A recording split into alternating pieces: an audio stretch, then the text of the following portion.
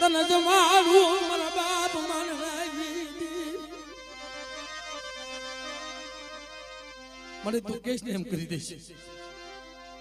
પણ તેથી બોલી હો બાપા જગ્યામાં